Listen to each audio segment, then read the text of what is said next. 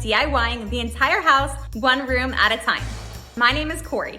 I'm a mom, a teacher, and a military wife. And while my husband has been deployed, I have been DIYing the entire house, one room at a time. And my goal is to have it completed by the time he returns. I've been sharing the entire process on TikTok and Instagram to inspire others that they can do the same thing to their own house.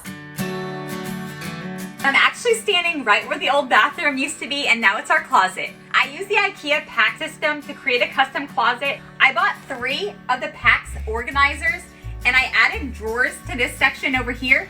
And to go with the entire shaker design throughout the rest of the house, I added lattice trim with liquid nail in my brad nailer, and then attached cabinet handles.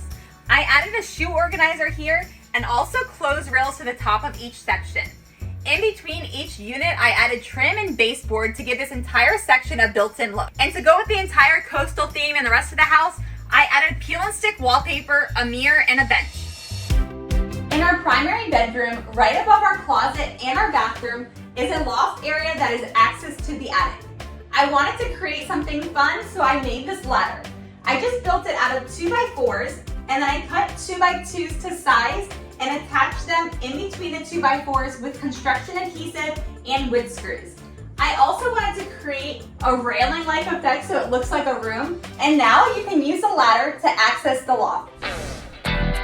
My inspiration for the entire bathroom was this sailboat blue tile, and I carried it behind both of the vanities and all the way through the shower.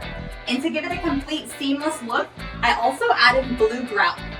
One of my favorite things in this bathroom are these wall-mounted sink faucets. Not only does it keep free up counter space, but it also helps keep it really clean. You're not having to clean around the faucets all the time. You can just wipe your countertop clean. My latest project, the 5th bedroom. And it's hard to believe this is where the washer and dryer used to be. Now it's a desk area in the 5th bedroom. I created a custom epoxy tabletop that looks like waves.